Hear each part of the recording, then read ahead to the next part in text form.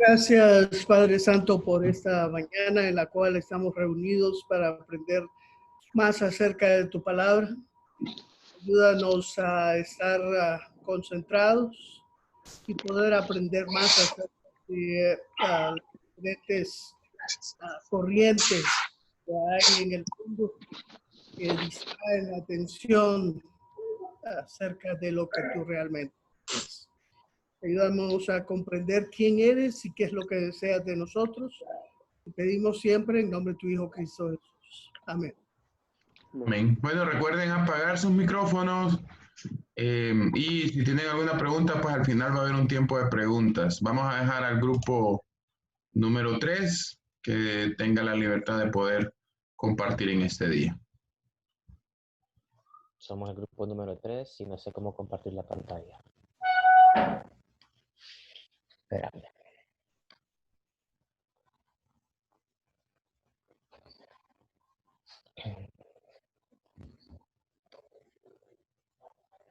Compartir. En la...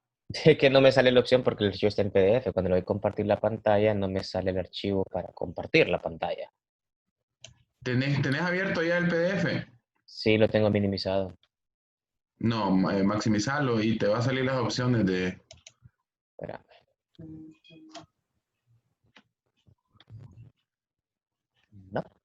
No puedo. Ni aunque esté maximizado. Si querés, mandámelo. Te lo mando ahorita. O si quieres yo lo puedo intentar. Probá vos, Marco. Hola, A ver. buenos días. Buenos días, buenos días. Buenos días. Buenos días. Buenos días. Jonathan, ¿te pudiste conectar? No, no te miro. Se mira. Sí. Sí, se mira. Pero, Sí, ahí está. a ver, ahí. Bueno.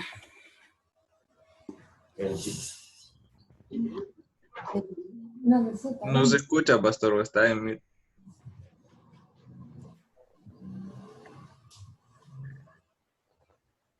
Buenos días. Aló, buenos. Te Buenos escuchamos, doctora. días. Gracias.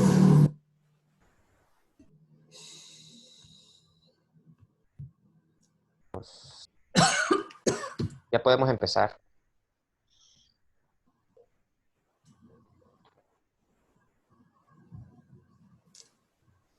Doña Sandrita. Hola. Sí. Hola. Bueno, ya consumieron 5 minutos. Ya puede empezar, doctora. Usted es la que empieza. Ok, sí. El teléfono, Eva, por favor. Sí, un momento.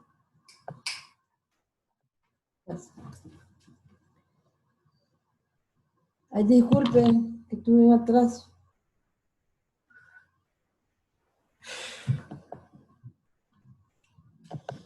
Bueno, muy buenos días. El día de hoy vamos a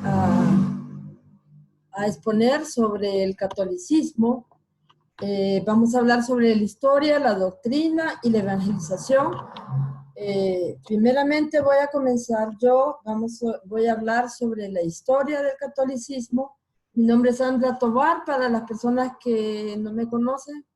Y pues vamos a hacer una muy breve historia para tocar otros puntos importantes. La que sigue, por favor.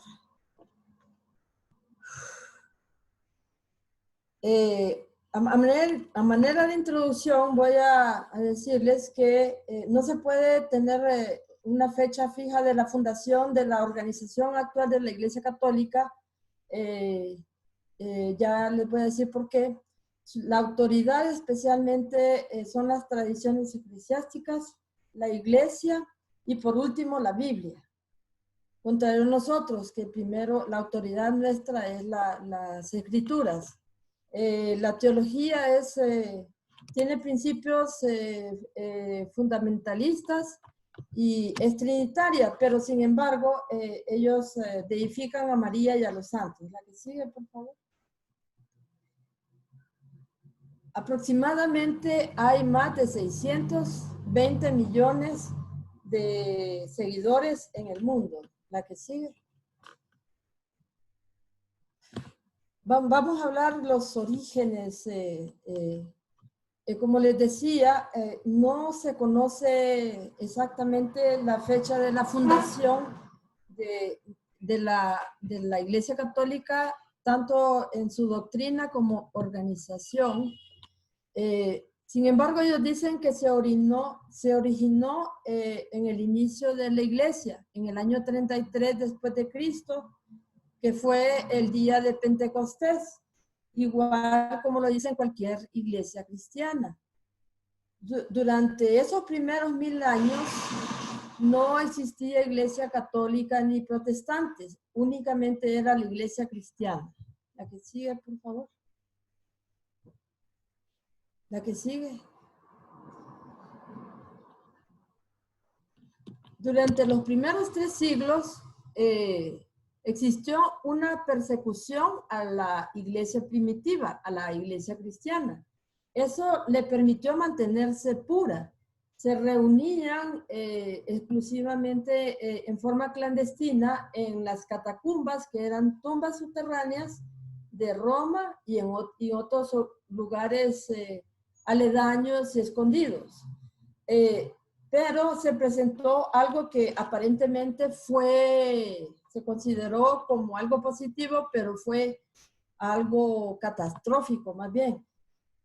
Y esto es debido a que el emperador Constantino, en el año 312 después de Cristo, aparentemente vio una cruz en el cielo con las palabras latinas que decía: con esta señal vencerás.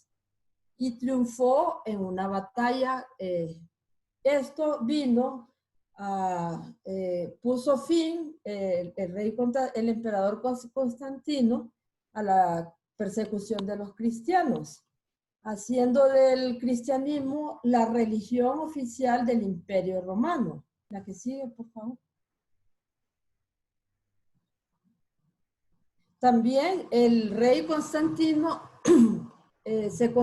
convocó el Concilio de Nicea, donde se reunieron dirigentes religiosos, adoptaron el credo apostólico y fortalecieron dicha organización. Pero vino una decadencia porque se infiltraron millares de personas que fueron recibidas como miembros sin haberse convertido. Estos eran personas idólatras, paganas, que tenían muchos dioses, con muchos cultos paganos, y añadían a su fe la adoración del Dios verdadero de los cristianos.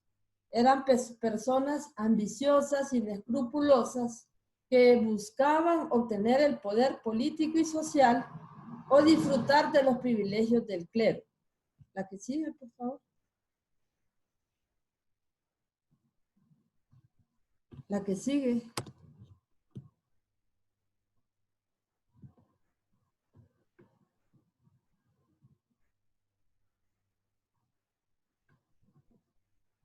De esta manera se infiltró en la iglesia cristiana ritos, ceremonias y creencias del paganismo. Y igual les daba adorar al Dios verdadero que a otros dioses provenientes de la cultura greco-romana, en donde estaba Júpiter, Zeus, Osiris, Serapis. La que sigue.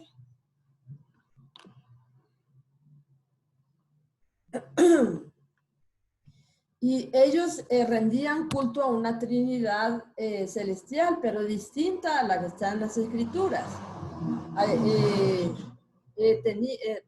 La Trinidad consiste en el Ser Supremo, el Salvador, el Hijo del Salvador, pero no el Espíritu Santo, sino que la esposa, supuestamente la esposa de Dios, la Reina del Cielo. Y en los tres, su mayor devoción era para María, a la Reina del Cielo, y de esta manera las costumbres y doctrinas de Roma penetraban en la iglesia cristiana. La que sigue.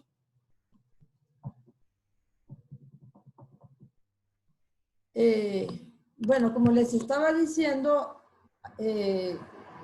consideraron a María como una...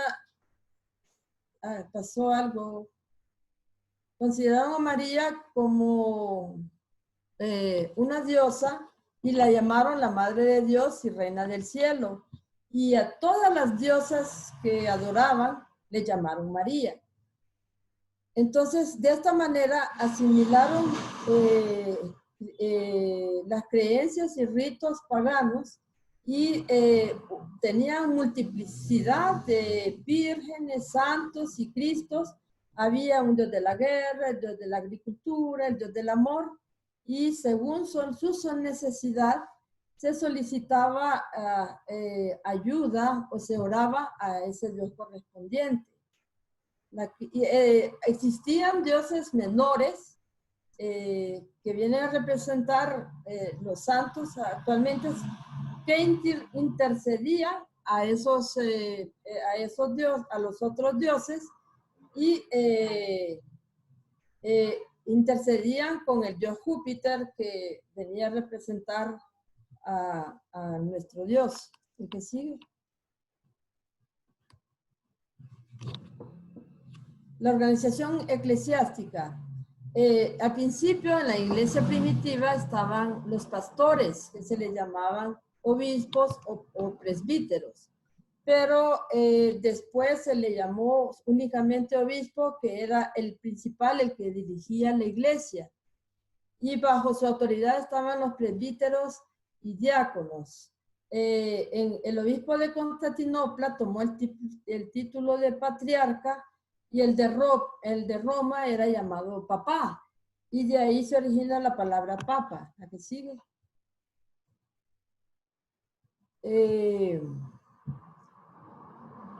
Los partidarios de Roma, el obispo de Roma, junto con esta organización, esta iglesia, la iglesia católica, decía que ellos tenían preeminencia sobre los demás porque Jesús había comisionado a Pedro, como la cabeza de la iglesia, según ellos decían. Ya vamos a ver que eso no es así.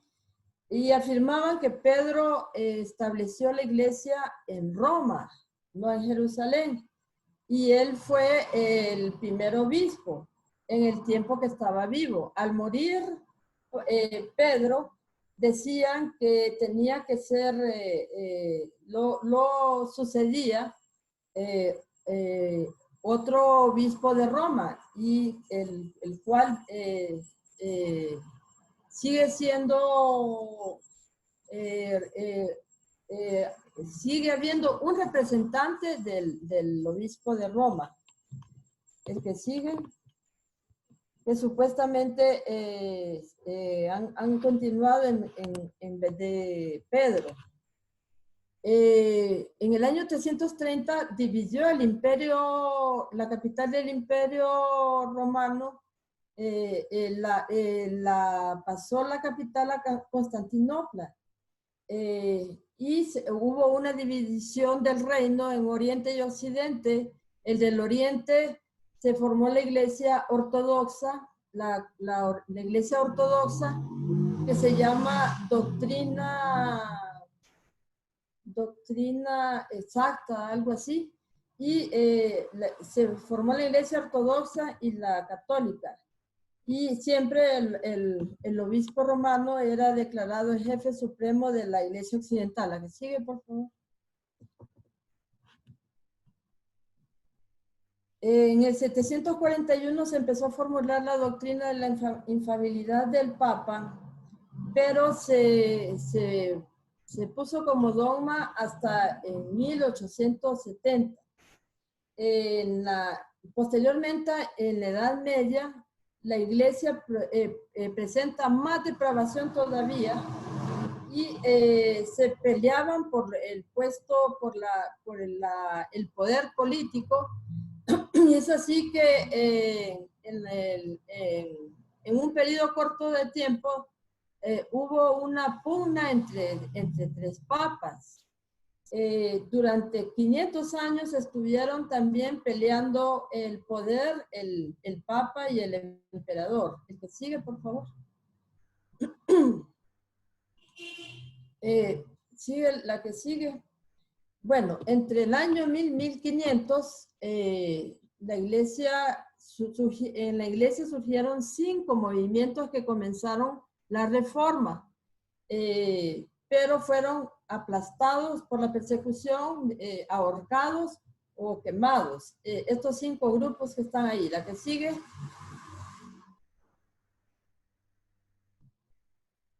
La que sigue.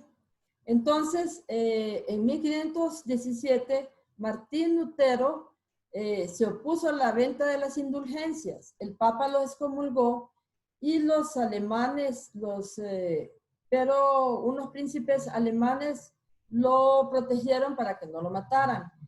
Y esto originó la división de la Iglesia Católica y apareció el protestantismo. Los del norte de Europa, ¿cómo se llama? Se separaron de la Iglesia Católica y los del sur permanecieron leales al Papa. El que sigue, por favor. Entonces, en la Gran Reforma aparecieron las 5 principios fundamentales, las 5 solas, que son sola Escritura, solo la fe, solo la gracia, solo Cristo y solo a Dios la gloria. ¿La que sigue?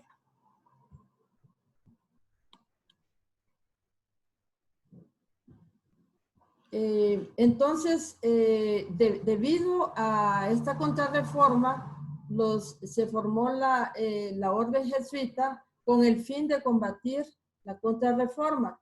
Pero como habían perdido seguidores, mandaron a gente de los jesuitas al Nuevo Mundo junto con los conquistadores para cristianizar a los aborígenes. La que sigue. Después, a mediados del siglo XX, apareció la renovación carismática, donde hubo un avivamiento entre católicos y evangélicos, donde se le daba preeminencia a los dones, y hubo un cambio de actitud de la iglesia, de esta iglesia hacia los protestantes. Ya no nos llamaban los herejes, sino que los hermanos separados. La que sigue.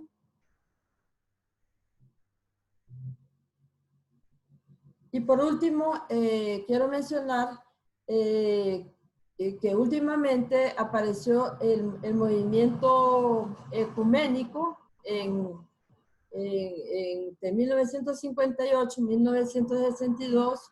Hubo un concilio ecuménico Vaticano II que duró 2 años, donde hubo un acercamiento entre evangélicos y católicos. Sin embargo, la Iglesia Católica conservaba el mismo culto, las imágenes y puntos doctrinales que violan las enseñanzas bíblicas. Bueno, eso a grandes rasgos, la historia de la Iglesia Católica hasta nuestros días. Ahora va a continuar nuestra compañera Kelita hablar sobre la doctrina. Bueno, ahora vamos a hablar acerca de la doctrina y ahorita lo que vamos a ver es la jerarquía del clero, ¿verdad? Cómo está formado, ¿verdad?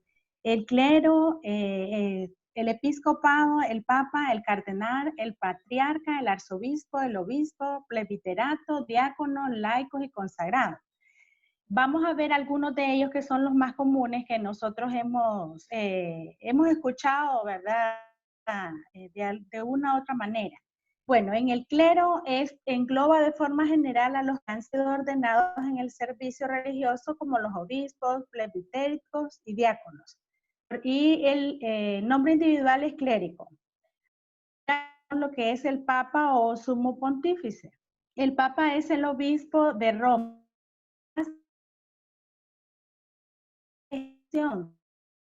Del apóstol, que eso lo vamos a ver más adelante en la iglesia.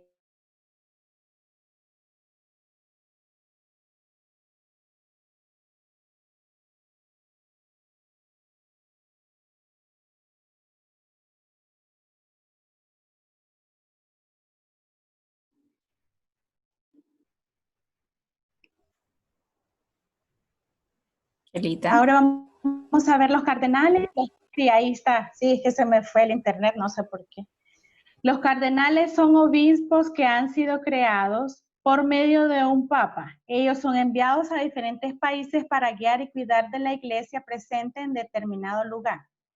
Un cardenal es elegido por medio del conclave, que es una reunión donde se reúnen todos los cardenales del mundo, hacen una oración y con la asistencia del Espíritu Santo para que les guíe para la elección del cardenal.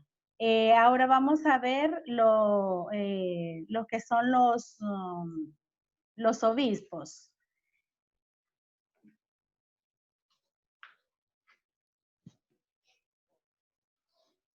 En los obispos, a los obispos se les recomienda el cuidado de la iglesia, en particular, ¿verdad? De una porción de la iglesia, ¿verdad?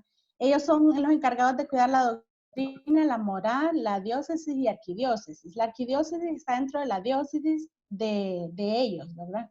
Y los sacerdotes, que son, ellos estudian por 9 años en un seminario o comunidad religiosa, ¿verdad? Son ordenados por un obispo, pastorean una comunidad y dentro de los sacerdotes están los párrocos, los vicarios y los adscritos, ¿verdad?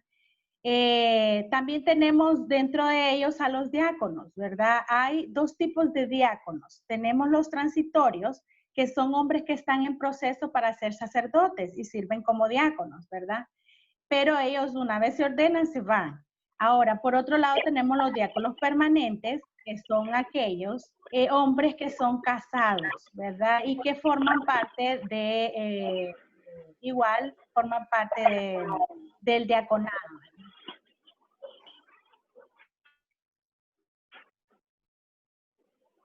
Ahí los tenemos, sí. Permítanme.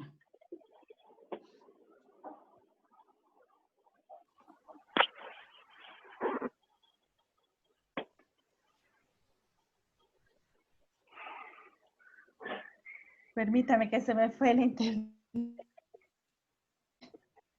Ok. Uy.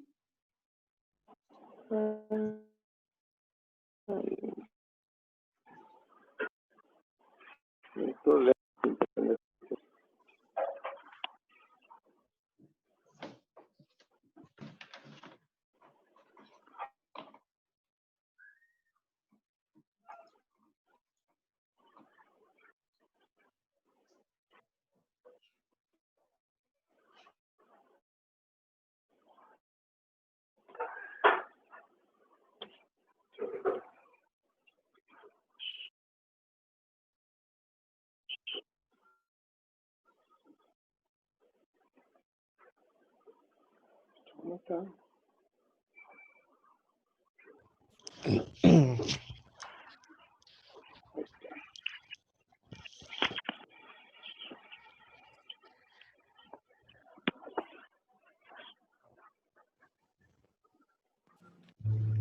No sé si quieren pasar a quien le toca la otra parte y después regresamos a esta. Dale, sí, está bien.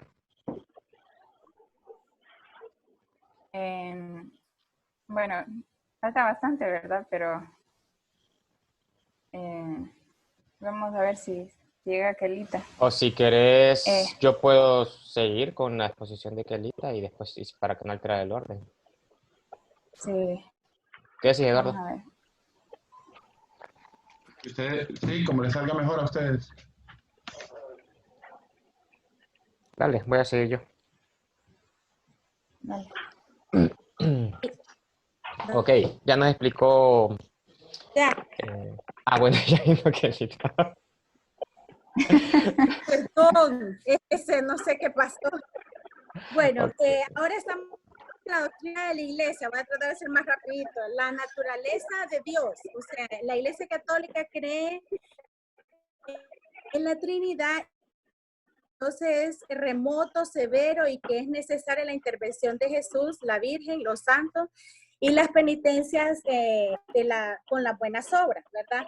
Entonces, como ellos ven a un Dios lejano, entonces ahí es donde ellos hacen las oraciones a los santos. Se enseña que hay un Dios, pero que hay que invocar a la Virgen María y a los santos para que pidan el favor y las bendiciones que necesitan. Esto se debe a que el pecador debe de dirigir solo a Dios, ¿verdad? En cambio, porque los santos, ¿verdad? Han pasado por las luchas y comprenden, asumen ellos, ¿verdad? Y primero ante la Virgen y la Virgen pide a su hijo que no le puede negar nada a su madre, ¿verdad? Por eso es que en los pueblos se dice que hay un santo del pueblo, ¿verdad? La Iglesia Católica Romana venera imágenes y a la Virgen. Y esto se extiende hasta los crucifijos, hasta los escapularios y las reliquias. Ahora, ellos dicen que no adoran, sino que ellos veneran, ¿verdad? Y hacen promesas, ¿verdad? Indulgencias, encienden velas y hacen fiestas de honor. Esto es en relación a lo que es la oración a los santos. Ahora vamos a ver el lugar que le dan a la Virgen, ¿verdad? Se le ha asignado un lugar intermedio entre los santos y Dios, ¿verdad? Enseñan que la Virgen es la reina del cielo, es la abogada, nacida milagrosamente por la Inmaculada Concepción, siempre virgen sin pecado original, defensora nuestra ante Cristo, esposa de Dios, mediadora de toda gracia. Después de su muerte, resucitó y Dios la llevó corporalmente al cielo para ser la reina de los hombres y ángeles. Eso es lo que ellos profesan. De ahí se enseña que María fue siempre virgen. O sea, José, su esposo, lo era solo de nombre por ser su protector, ¿verdad? Los llamados hermanos de Jesús eran primos, pues María no tuvo más hijos. Ahora, en el año 1984 se aprobó la dogma de la Inmaculada Concepción de María. Esta dogma, una vez que fue aprobada y que fue promulgada, lo hacían como algo obligatorio para el católico romano. Ahora vamos a ver cómo ven ellos. La Iglesia Católica cree en la inspiración divina de la Santa Biblia, pero dice que las verdades reveladas por Cristo están contenidas parte en la Biblia y parte en la tradición eclesiástica. Pone a la Iglesia como la autoridad suprema para la fe y la conducta de sus miembros. Como la Iglesia ha determinado qué libros aceptar en el canon de la Biblia y qué libros rechazar como no inspirados, es decir, que la Biblia debe acomodarse a las tradiciones que tienen, ¿verdad? Los católicos creen que su Biblia es la verdadera y la Biblia protestante está incompleta. Dicen que la Biblia católica romana es la depositaria de la palabra divina y en ella se recibieron las sagradas escrituras. Además de eso, ellos tienen unos libros que se llaman deuterocanónicos, es decir, un segundo canon, ¿verdad? Algunos papas han prohibido al pueblo la lectura bíblica, otros la han recomendado. Sin embargo, se recomienda que las personas que hacen la lectura no están en libertad de interpretarla, ¿verdad? Porque dicen de que una persona laica probablemente la interprete erróneamente, ¿verdad? Entonces, por eso ellos dicen que podían interpretarla erróneamente, ¿verdad? Ahora vamos a hablar acerca de la iglesia, cómo ellos ven la iglesia.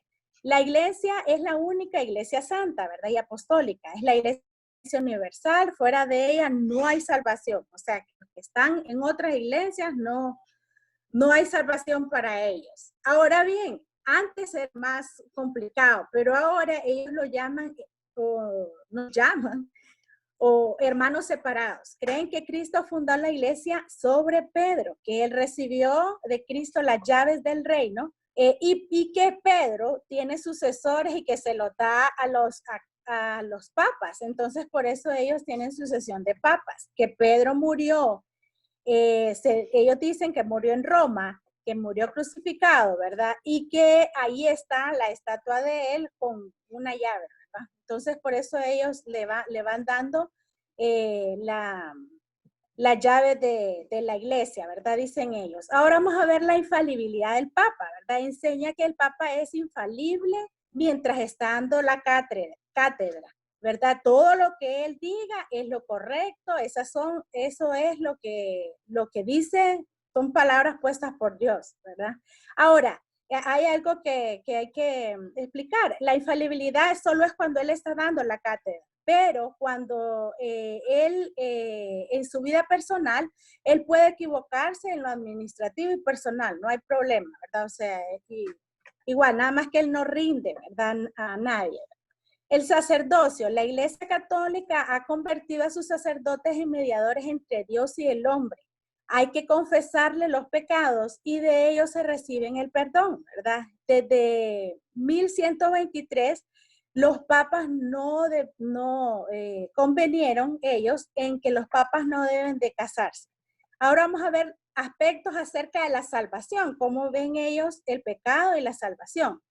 Para ellos hay dos tipos de pecados, los pecados mortales y los pecados veniales. Los mortales, que son más graves, no pueden ser expiados por el sufrimiento o por las obras, y el que haya cometido uno de ellos no consiga su perdón por medio de los sacramentos y disposiciones de la iglesia, ¿verdad? O sea, si la iglesia no los perdona, entonces van al infierno por la eternidad. Esos son con los mortales.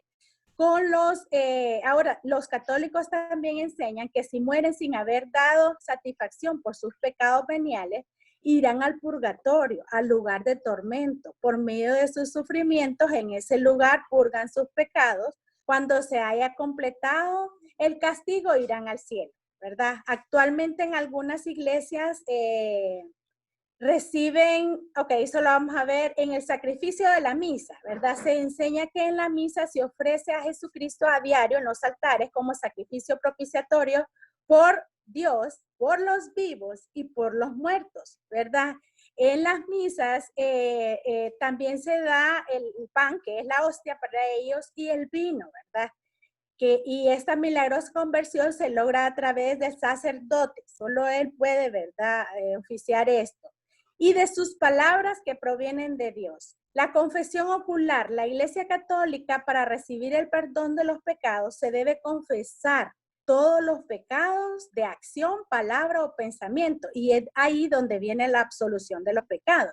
Se enseña que Dios le dio potestad a los apóstoles, a los sucesores, ¿verdad? Como los sacerdotes, obispos, todos ellos, a perdonar los pecados, y se basan en Juan 20:23, ¿verdad? Si la persona no recuerda o oculta parte de ellos, se invalida la absolución que le da el confesor. Para ayudarle a vencer la timidez, ellos le dicen, ya confesó todo, no tiene más, ha hecho algún otro, entonces, ¿verdad? Para ellos. Vamos a ver algo muy importante para ellos, que son los 7 sacramentos. Para ellos, el hacer estos 7 sacramentos significa la salvación, ¿verdad? El bautismo es el primero. Se cree mediante el bautismo administrado generalmente a los niños y por aspersión, que la persona, el niño, recibe la gracia de la generación. Es lavada del pecado original y perdonada de cualquier pecado mortal o venial que haya cometido hasta aquel momento. Y ahí es miembro y hijo de Dios. Hay una creencia que no es oficial en la actualidad, ¿verdad? Pero ellos dicen que los niños que mueren sin ser bautizados van al limbo, un lugar de más bendición que la tierra y menos que el cielo, ¿verdad? Eso es lo que ellos hablan. La confirmación, la batería. El obispo hace la señal de la cruz en la frente. La persona unge con aceite, le da una palmadita, ¿verdad? En la mejilla, ¿verdad? Y le impone las manos como una unción, ¿verdad? Eso simboliza el bautismo del Espíritu Santo. La palmada simboliza la madurez cristiana. y las pruebas que han tenido. Después de que el sacerdote realiza la consagración del pan y del vino, en la misa la persona recibe la hostia y el pan sagrado, ¿verdad? La penitencia, bueno, ellos tienen como el rezo del Ave María, ¿verdad? Y eso, por cada penitencia se reza 10 Aves María por cada Padre Nuestro, poniendo así más importancia sobre la abogacía de María que sobre la forma de oración que Cristo enseña, ¿verdad? La unción de los muertos es otra. El sacramento de la extra unción, el sacerdote con aceite, ¿verdad? Al moribundo, en los párpados, en la nariz, en los labios, en la ingle, en todas las manos, en las que él hubiera haber cometido una falta, ¿verdad? Estos 5 son los más importantes, porque el otro es el matrimonio y el sacerdocio. Esos no, porque esos son, o sea, solo son para los que quieran, ¿verdad? Ser. La seguridad de la salvación. Los católicos dicen que hasta el momento de la muerte no se sabe si es salvo o no. Si uno está en pecado mortal, debe confesarlo antes que lo sorprenda la muerte. Muchos creen en las buenas obras, contrapesan con las malas, o sea, las miden, y así es imposible saber hasta el día si tengo saldo a favor o saldo en contra. Eso es lo que entendí, ¿verdad? Ahora vamos a ver con la pregunta que nos dijo Eduardo, que por qué nosotros tenemos una Biblia diferente, ¿verdad? En los católicos y los protestantes no tenemos diferencia en el Nuevo Testamento, porque son 27 libros. Pero en el Viejo sí, porque ellos tienen 46 libros, que son Tobías, Judith, Baruch, Sabiduría, Eclesiástico, 1 y 2 de Macabeos, ¿verdad? Entonces, a estos 47 se le llaman el canon de Alejandrino, y a los 39 es el hebreo palestinense, ¿verdad? Entonces, se decía que los apóstoles y sus discípulos usaron estos 7 libros, siendo una versión en griego y ampliamente conocida. Y se dice que los apóstoles citaban del Antiguo Testamento, donde los protestantes no aceptaban, y los católicos sí, para seguir el ejemplo de los apóstoles, ¿verdad? Se dice que las 2/3 partes de las citas que mencionaron los apóstoles eran tomados de ¿verdad? Donde están los 47 libros. El Nuevo Testamento, bueno, ellos citaban en Hebreos 11:35 para hacer una comparación de la Biblia con los libros que ellos tienen, donde dice que las mujeres recibieron sus muertos mediante la resurrección. Yo leí Maquiaveos, que es donde ellos lo hacen hacer la comparación, y se dice que esa es una historia donde es la muerte de 7 hijos en frente de su madre, martirizados, ¿verdad? O sea, es una historia bien fea, pues, porque los martirizan, los queman, los ponen en un caldero. Entonces yo me asusté, ¿verdad? Cuando leí esa historia. Por eso la Iglesia Católica dice que ellos establecieron el canon bíblico y que debemos dar gracias. Ahora, la Biblia protestante excluye los libros deuterocanónicos de esto, ¿verdad? El Antiguo Testamento, por el canon de Tahán, ¿verdad? Eso lo vimos en la secta anterior, ¿verdad? Históricamente no siempre fue así. La Biblia del Oso tenía incluidos al inicio estos libros. De ahí siguió la Biblia del Cántaro, que los tenía en medio. Y después, entonces, fue después, en 1862, cuando se hizo la revisión en las Sociedades Bíblicas Unidas y se eliminaron para la Reina Valera, ¿verdad? Hay algunas Biblias que no tienen así como de estudio, más que la de Scofield. Y voy a ver solo, es lo último, ¿verdad? Voy a mencionar solo por qué se excluye, por los motivos por los que se excluye, ¿verdad?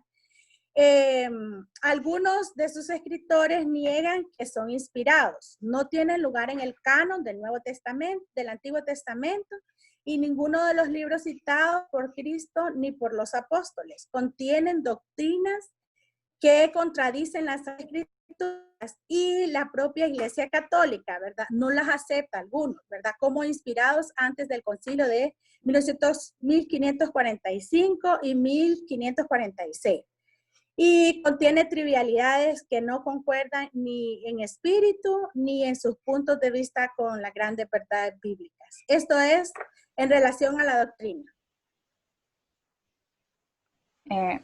Bueno, buenos días. A mí me toca hablar el último apartado, que es tratando con ellos, y para eso voy a utilizar lo que dijo Luisa Walker y algunos principios de Mike Gedron, ¿verdad? Cuando miramos ese símbolo ahí, es uno de los principios que nos deja para poder hacer de forma más fácil la conversación con ellos. Pero antes de comenzar, quiero la participación de una persona en cuanto a qué creen todos los católicos que vamos a decir cuando nos acercamos. No sé si alguien quiere participar así de forma rápida.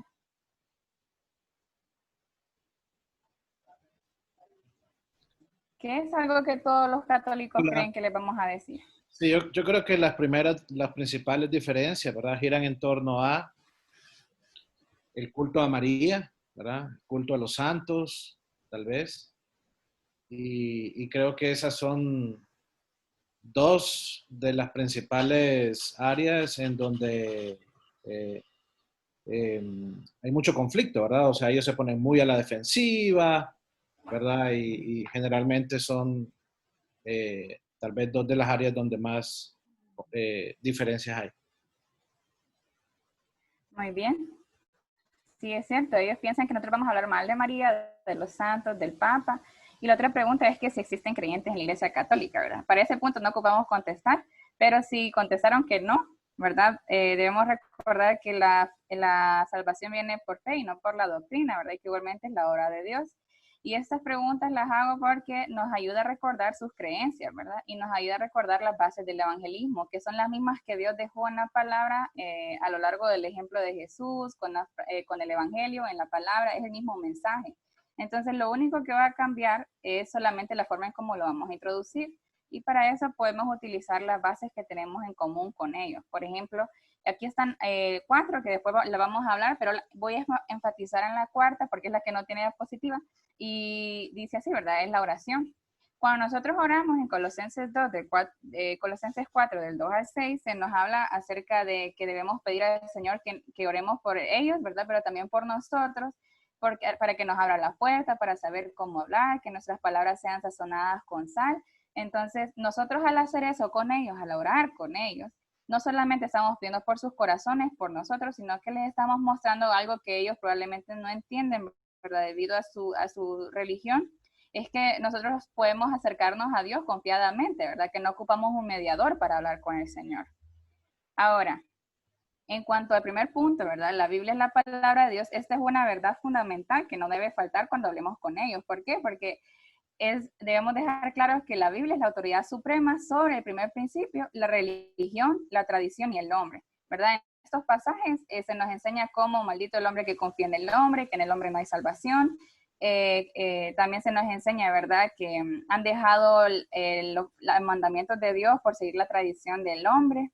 También debemos enseñar, ¿verdad?, que se debe establecer a Jesús y su palabra como la verdad. Y estos son dos pasajes que muchas veces recordamos, ¿verdad? Y también para este punto debemos apoyarnos en las características, ¿verdad? Creo que eso es un buen tip de recordar cómo es la palabra de Dios, que es infalible, que va a permanecer hasta el fin, que es roca fiel, ¿verdad? Todas esas cosas nos pueden ayudar a orientarlos a ellos de que la palabra realmente es confiable porque es de Dios. Y pues otro de los principios es enseñar antitéticamente lo que deben abandonar. Antítesis es como lo contrario, ¿verdad? Es como reforma contra reforma. Hay muchos pasajes que hablan así. Por ejemplo, Efesios 2, del 8 al 9, se nos dice que fuimos salvos por gracia y no por obras, ¿verdad? Fuimos hechos por esto y no por esto. Y para este punto, creo que lo fundamenta el siguiente principio, que es usar el poder de la palabra de Dios, específicamente con la Biblia de ellos, porque cuando ellos lean estos pasajes en su Biblia, nosotros sabemos que la palabra de Dios es poderosa porque es la palabra de Dios, ¿verdad? Es más cortante que una espada de doble filo, puede escudriñar nuestros pensamientos.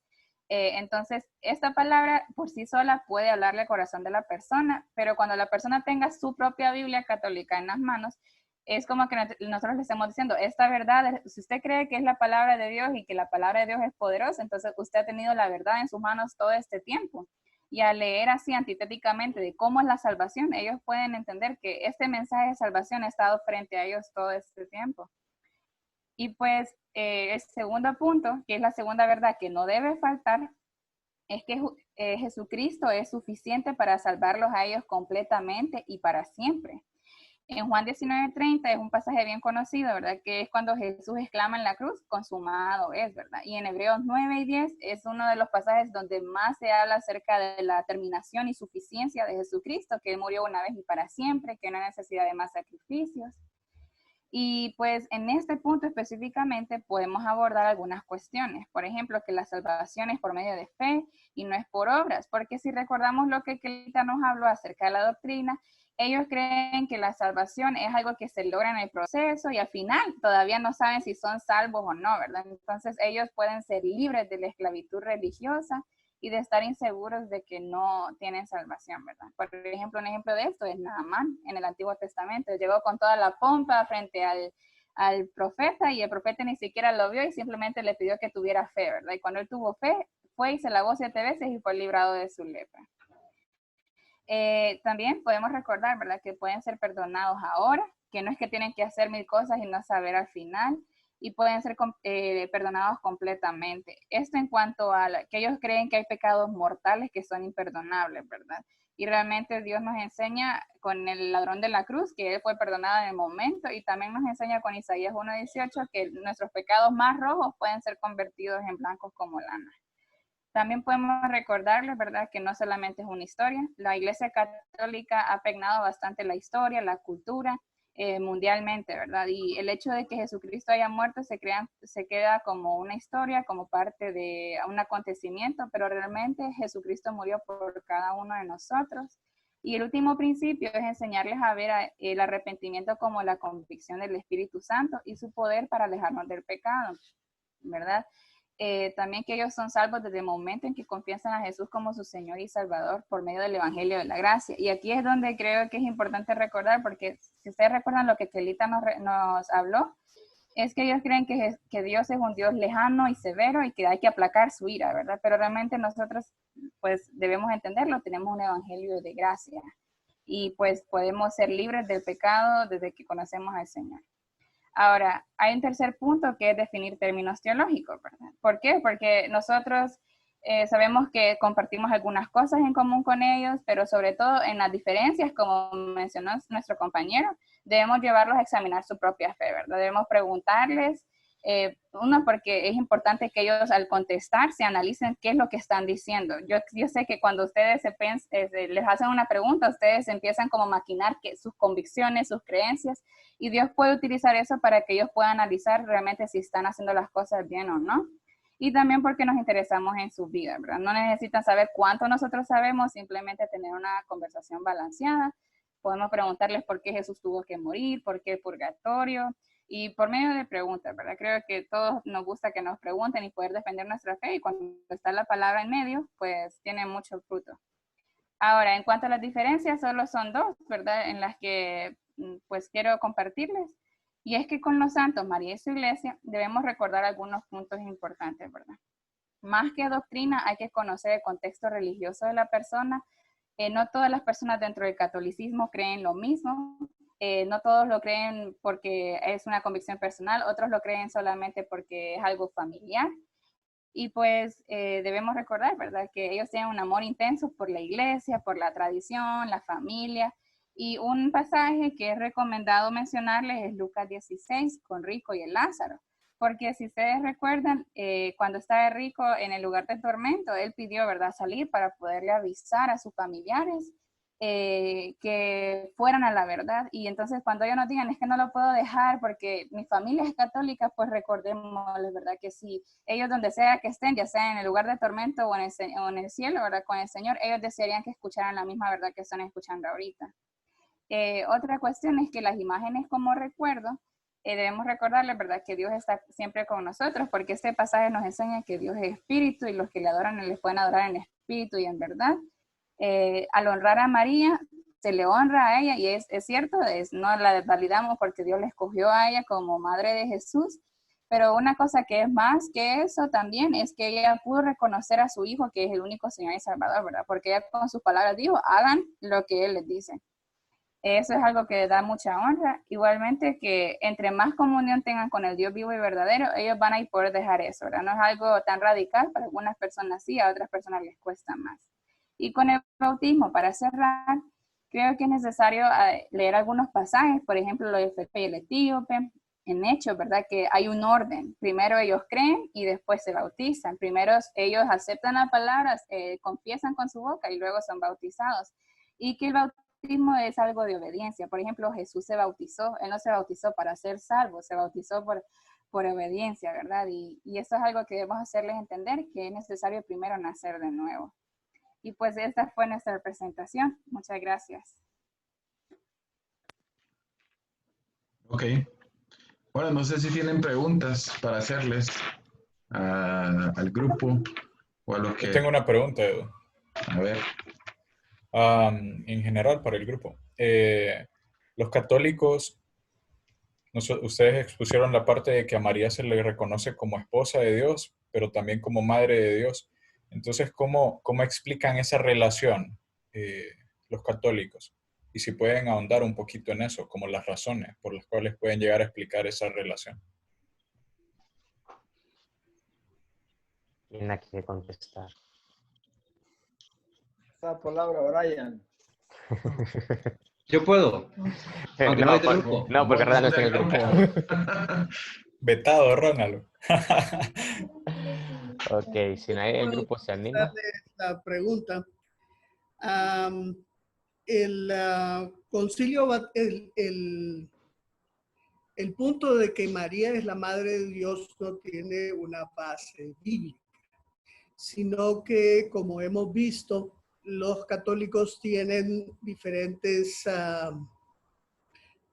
tipos de autoridades que interpretan la Biblia, que es el magisterio, las tradiciones y la Biblia. El magisterio es el que determina lo que han de creer. Y en el Concilio Vaticano II se pronunció sobre María en los siguientes términos: redimida en un mundo sublime, en atención a los méritos de su Hijo, unida a Él por vínculo estrecho, indisoluble, fue enriquecida con la sublime misión y dignidad de Madre de Dios Hijo. Por eso es hija predilecta del Padre y templo del Espíritu Santo. Por ese insigne don de la gracia se lleva ventaja de todas las demás criaturas. Esto es lo que dijo el Concilio Vaticano II.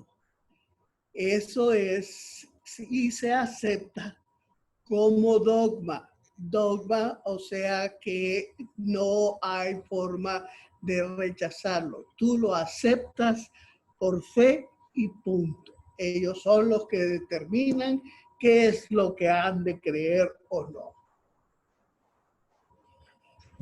Y lo otro es que como ellos creen en la Trinidad, entonces un solo, ¿verdad? Un solo Dios, erróneamente, ¿verdad? Porque así como dijo el hermano, sí, ellos anteponen la Biblia, la iglesia, antes las tradiciones, antes de eso, de la Biblia.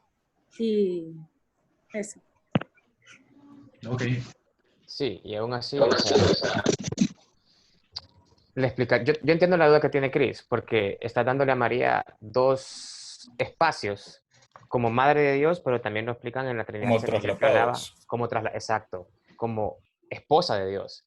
Entonces, bíblicamente no hay fundamento, obviamente, para eso, pero tal vez Eduardo nos dice ese traslape, porque si entendemos cómo le dan el título de madre de Dios, ok, y también le dan el título esposa de Dios, ok, pero ¿cómo puede ser madre y esposa al mismo tiempo? Esa es la duda que yo también tenía, es como, ¿qué onda ahí? Ahí hay como, no sé, algo que no encaja. Madre y esposa de la misma persona, digamos. Exactamente, Del mismo ser. exactamente, entonces es como, ¿cómo es Pues eso? de repente, bueno, hemos encontrado muchos errores en personas que han querido interpretar la Biblia en su manera. Yo creo que si uno le pregunta a un católico actualmente, no le dice eso, o sea, simplemente le dices Madre de Jesús, por lo tanto tiene su posición elevada, ¿verdad? Y no lo, bueno, si bien no dicen que es superior a Jesús o superior a Dios, pero sí le dan un lugar superior. Entonces, yo creo que de repente podríamos malinterpretar y no sé si ese era el propósito, ¿verdad? Cuando ellos determinaron, como nos decía don René en el concilio, si era el propósito de tener doble posición como madre de Jesús, pero a la vez como esposa de Dios. Bueno, no sé si ese era el propósito, no puedo decirle, pero yo creo que la posición que le dan ciertamente es como madre de Jesús y que Dios, por lo tanto, le dio un lugar supremo en el cielo. Yo creo que ahí, a ese punto quieren llegar ellos, ciertamente. Hay probabilidades también de que han cambiado como o han mejorado su posición, porque yo recuerdo a mi abuela decir 3 divinas personas, Jesús, María y José. O sea, antes tal vez era de otro tiempo que la incluían dentro de las 3 divinas personas, pero como vos decís, Edu, ahora ya no le preguntas a alguien y ya no va a decir que es la esposa de Dios. Entonces tal vez pueda que ha evolucionado un poco o ha cambiado un poco y han mejorado como su postura. Pero también yo quería comentar que una muy buena amiga mía es católica y puedo decir que es cristiana. Aunque está como en mi esperanza es que el Espíritu de verdad nos guiará a toda la verdad. Pero yo puedo hablar con ella y puedo ver que tiene fe en Jesucristo, no en sí en la iglesia. Y es algo muy difícil como mostrarle que está equivocada por la iglesia en la que está, pero veo que sí su fe está fundamentada en la palabra del Señor. Y no me habla de los libros que tenemos diferencias, sino que me habla de la palabra del Señor y tiene su fe, ni en los sacramentos, sino que en Jesucristo. Entonces sí es como bien complicado y mi esperanza de que de verdad el Espíritu de verdad la va a guiar a toda la verdad en algún momento. Ok, Cristian y después Jonathan. Sí, de que en lo personal yo nunca había escuchado la parte de esposa de Dios, pero ¿crees que tenga relación con la parte de cómo se originó con Constantino y la cuestión de cómo unir todas las religiones paganas y todo eso? Vamos a llegar más tarde, vamos a llegar a ese punto, Chris, porque también es algo que se repite y más adelante se lo voy a mostrar en la palabra, lo menciona la palabra. Jonathan, y después creo que don Héctor levantó la mano.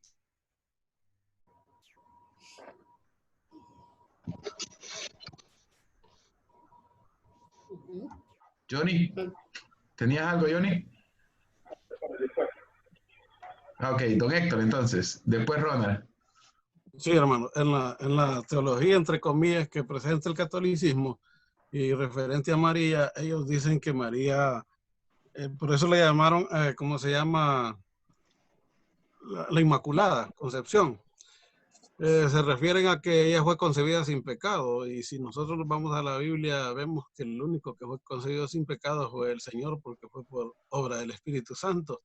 Entonces ellos, para afianzar la parte teológica de que María es la madre de Dios, dicen que María también fue concebida sin pecado y determinan que fue virgen antes y después, y ahí, ¿cómo se llama? Desechan lo que se dice la palabra de Dios, que tuvo más hijos y que, bueno, inclusive dicen que fueron primos los otros hijos que nosotros vemos en la Biblia que tuvo María, porque para ellos el haber tenido relación entre pareja es deslegitimarla y volverla humana normal, pecadora. Entonces por ahí ellos defienden esa tesis de que fue virgen antes y después y lo lo alimentan con la teoría de que ella fue concebida sin pecado. Entonces es algo antibíblico, ¿verdad? Incluso, la llaman madre. Incluso dicen que ascendió al cielo también, ¿verdad? Antes de morir. Sí. Entonces, es como parte de la doctrina. Ronald. Perdón, don Héctor. Sí, entonces básicamente está basada en mentiras. La estructura de la Iglesia Católica. Yo nací en una familia católica, mi papá era celebrador de los católicos, pero yo conocí al Señor primero que esto bastante, tuve que evangelizarlo, pero no me quería escuchar, entonces tuve que llevar hermanos maduros en la fe para que le hablaran del Evangelio y costó un año, pero logró él convencerse y luego pues dejó de reunirse con los católicos y empezó a testificar ya del Evangelio. Fue duro porque era el único evangélico en toda la familia de los mayores y tienen unos arraigos bastante fuertes, pero precisamente porque la base está torcida, la parte de la teología, aunque creen en la Trinidad, pero no es en esencia como la palabra de Dios lo enseña. Y se basan en otros libros también que ellos mismos determinaron incluir en la Biblia, que nosotros nos damos cuenta de que no están registrados en el canon bíblico que la iglesia cristiana pues creemos. Pues entonces básicamente es un poco difícil tratar con ellos. A mí me ha tocado evangelizar a varios y he logrado pues que el Señor haga la obra en ellos, yo hablándoles nada más, sirviendo como instrumento. Y realmente ha sido una buena experiencia, pero la táctica no es confrontarlos a ellos, no es enfrentarlos de entrada. La táctica es presentarles el Evangelio y ellos mismos se van interesando en hacer las preguntas. Prácticamente se convierte en un discipulado después, porque ellos mismos van haciendo las preguntas en las dudas que tienen. Pero la táctica es presentarles el Evangelio puro, como se le presenta a cualquier otra persona, sin hacer confrontación con ellos, ¿verdad? Ok, Ronald, y después Ivette, y traten de ser un poco más, bueno, más claros ahí porque me están levantando, no sé si me están levantando la mano o qué, pero sí, Ronald. una pregunta.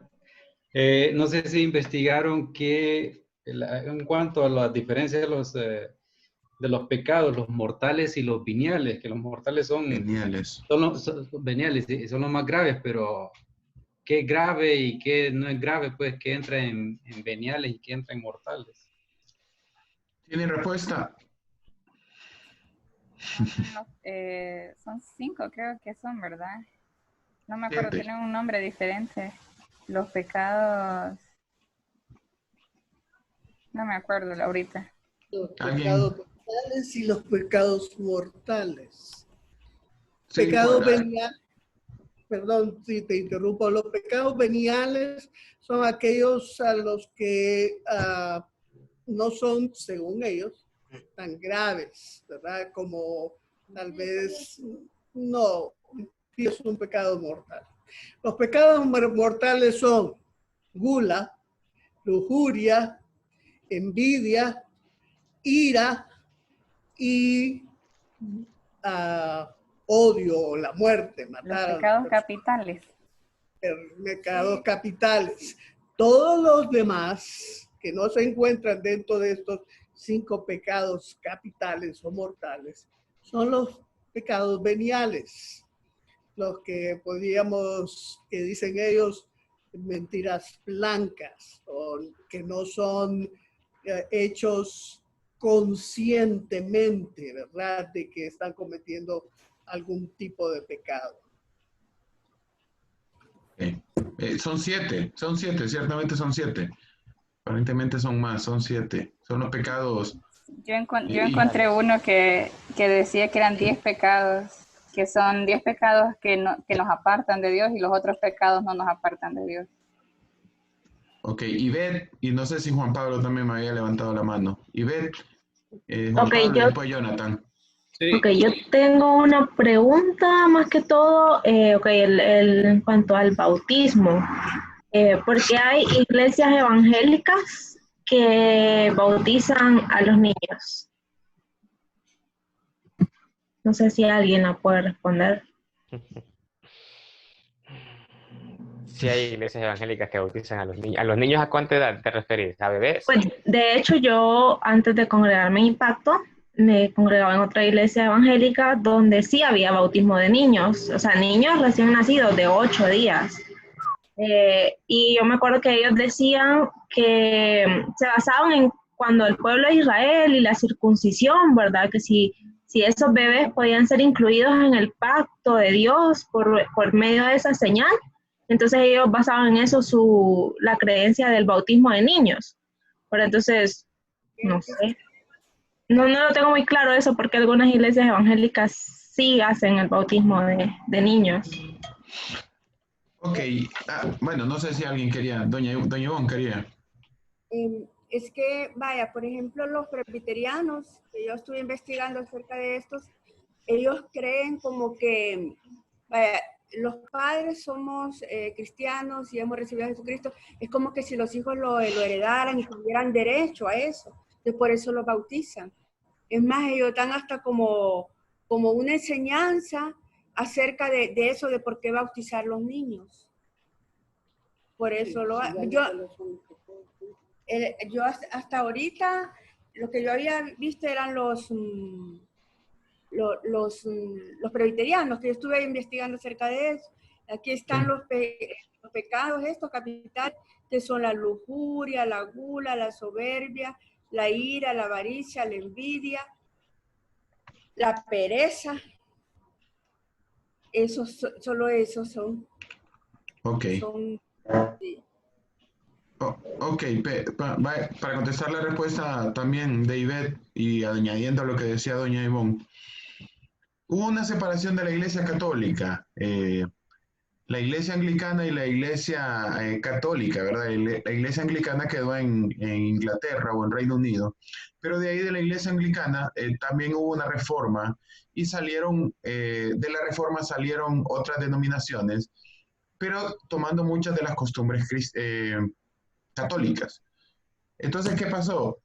Mira, muchos como presbiterianos, como decía doña Ivonne, muchos reformados para decir, seguían teniendo esta costumbre. Miren, el origen de esta creencia, no he investigado tanto, pero sí un poco, de que ciertamente la Iglesia Católica entendían que el pecado original era imputado, o sea, que un bebé nacía pecador. Entonces, ¿qué hacían? Al principio del bautismo del bebé, simplemente era como un modo de los padres de identificarse como la circuncisión, y bautizaban a sus hijos no con el propósito de salvarlos, sino con el propósito de limpiar su vida hasta cierto punto, para que ellos pudiesen tener una oportunidad de conocer al Señor. Entonces, originalmente no era tan erróneo la creencia que tenían.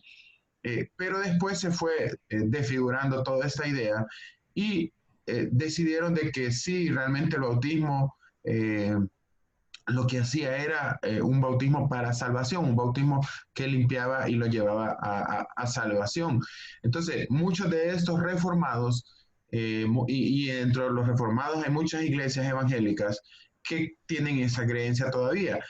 Vinieron los bautistas, bueno, de ahí viene el nombre bautista, que se bautizan una vez que entienden la salvación o el evangelio por gracia en el Señor, que ya es cuando alguien es maduro. Entonces, a partir de ahí comienza la creencia de que una vez que uno conoce al Señor necesita bautizarse y no cuando nace. Por eso es el nombre de los bautistas. Amén.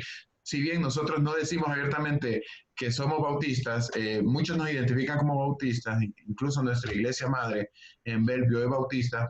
Entonces, pero de ahí muchas denominaciones también empezaron a tomar o a creer este dogma, ciertamente de que se bautizan en el momento en el cual creen en el Señor. Pero muchos reformados aún, reformados, estoy hablando de presbiterianos, estoy hablando de ¿qué otra idea? Bueno, incluso hay una corriente que se le llama reformado también, ¿verdad?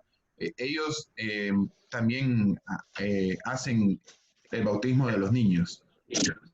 Entonces, De hecho, yo vengo de una iglesia reformada.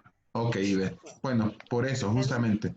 Espérame, Karen. Seguía, creo, don Juan Pablo, y después estaba Jonathan y después Karen. Gracias. Llevar el orden. Gracias. Yo quiero tocar 4 aspectos que de repente nos pueden hacer entender mejor un poco el contexto de la clase. Antes de ello, quiero decir pues que mi esposa y yo, por ejemplo, venimos de formación católica, ¿verdad? Como tal vez muchos de los cristianos modernos hoy en día, y los aspectos que queremos hablar pues son de historia, costumbre, culturización y fe.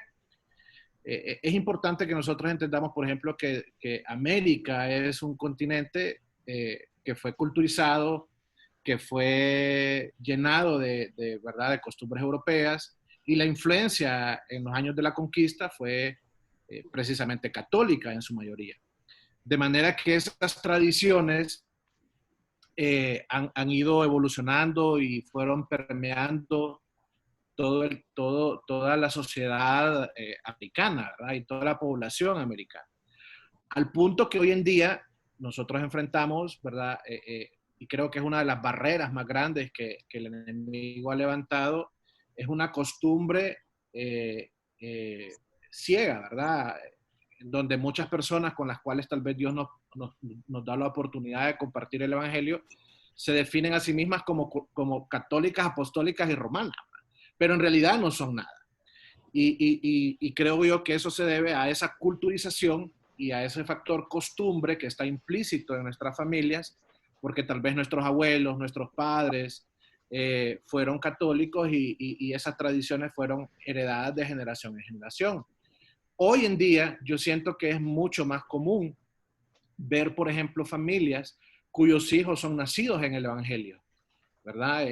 Por ejemplo, nuestros hijos, ¿verdad? Ricardo y Camila, ambos, gracias al Señor, tuvieron la dicha de nacer en el Evangelio, pero creo que parejas tal vez un poco más grandecitas, como nosotros, por ejemplo, no tuvimos esa dicha, ¿verdad? Y fuimos nacidos bajo la sombra, tal vez, de la costumbre que nuestros familiares nos heredaron.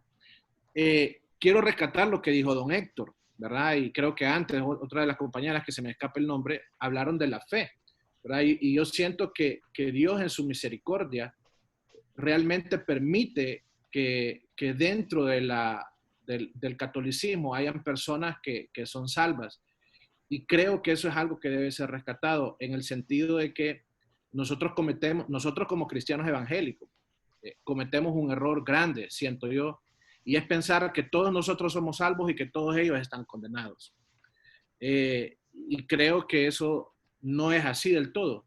¿Por qué? No lo sé. Me parece que es parte del señorío de Dios. Pero de alguna manera, siento que sí hay personas dentro del catolicismo que no concuerdan o no están,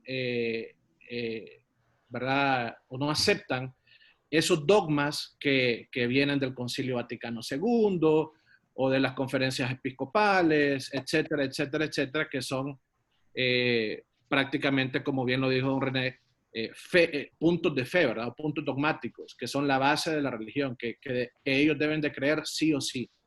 Entonces, entendiendo esto, esa parte de ese mix, ¿verdad? Del contexto sobre el cual nosotros vivimos hoy en día, creo que la confrontación de verdad no es un punto que nos va a hacer abordar con sabiduría a nuestros hermanos, sino que de repente debe ser, ¿verdad? Bajo una guianza del Espíritu Santo, entendiendo que Dios está interesado en libertar, así como nos ha libertado a nosotros, ¿verdad? Puede también libertar a otros, ¿verdad? Entonces, nada más eso como una acotación, pues, a lo que los compañeros nos han explicado a través de esta clase, ¿verdad? Muy bien resumida, por cierto. Ok, Jonathan y después Karen. Sí, primero unos comentarios ahí. Creo que buena la presentación. Y el comentario es que es bien importante esto de las clases de las sectas y la enseñanza bíblica, que nosotros con todas estas clases tengamos cada vez más claro la salvación, cómo se obtiene la salvación, doctrinalmente sana, bíblicamente basada.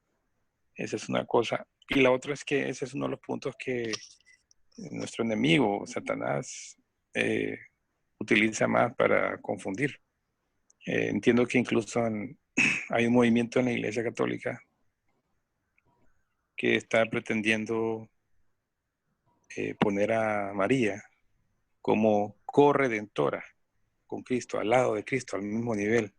Es un comentario ahí que me gustaría, Eduardo, después lo pudiera tocar. Y lo otro es que quería decir es que la clase es sectas, pero creo que lo que hemos visto ahorita, el inicio, ¿verdad?, fueron religiones. La religión musulmana, la religión judaica, y ahorita estamos con la religión católica. Sí, personalmente, yo he hecho comentarios a veces diciendo que yo personalmente considero o he considerado que la Iglesia Católica o la religión católica, yo la considero secta, lo cual es algo bien duro para muchas personas de escuchar, ¿verdad? Porque muchas personas, pues estamos hablando de una religión que tiene a Cristo, ¿verdad? Como el centro.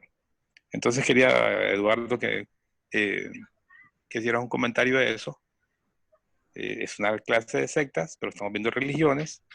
Se consideraría entonces a la religión católica una secta. Entonces, tus comentarios ahí con eso. Gracias. Es como comenzamos en la clase, como dijimos en la primera clase, pues una secta no se consideraba algo malo necesariamente, simplemente se consideraba un grupo con una idea y un concepto propio, ¿verdad? Como un partido diferente, un partido político diferente, un grupo que tiene una creencia diferente a la grande. Entonces, pensando, normalmente nosotros estigmatizamos el nombre secta y ahora nosotros ya le damos una idea diferente. Sin embargo, yo sí creo, Jonathan, pensando bueno, Jesús solo habla de dos caminos, lo hablábamos también la semana pasada, solo habla de dos puertas, la correcta y la equivocada. Entonces, si bien yo creo que el Señor vendrá por su iglesia, no vendrá por los bautistas, no vendrá por los reformados, no vendrá por los católicos, el Señor vendrá por su iglesia, ¿verdad? Y yo creo que su iglesia está en varios lugares, ¿verdad? Entonces, cuando nosotros tenemos la idea de secta, estamos hablando de alguien que no cree, alguien que no, o que tiene su propia idea en cuanto a la obra redentora de Jesús. Y yo siento que pensando en la doctrina del catolicismo, yo sí creo que es una manera diferente de pensar y que lastimosamente, si vos permaneces ahí, si vos te aferrás ahí, entonces yo creo que muchos de ellos no, o la mayoría no son creyentes verdaderos. Pero es el Señor que nos va a salvarnos nosotros, ¿verdad? Pensando en lo que vos mencionaste. Karen. Yo recuerdo lo creo que por la pregunta de Ivette, del bautismo de los niños. Yo recuerdo haberle preguntado a alguien eso y me dijo que era como un compromiso de los padres, de que en el futuro ese niño iba a ser creyente, que es como la presentación que nosotros hacemos sin el bautismo, y solamente hacer el compromiso ante la congregación, que como padres van a guiar a su hijo al temor del Señor. Entonces, no creo que es correcto, pero sí entiendo la idea de compromiso. Nada más. Sí, bueno, nosotros tenemos en la iglesia presentación de niños. Y aquí quiero mencionarles algo. Yo la semana pasada yo les pregunté, ¿verdad? ¿Cuál era la pregunta? Yo les pregunté en el examen de la semana pasada y muchos cayeron. Los pasos de la salvación. Sí, pero hay una palabra exacta. ¿Cuál era la palabra? usó Sacramentos. Sacramento, sí, sacramento. Y muchos Yo dijeron, después bueno, arreglé.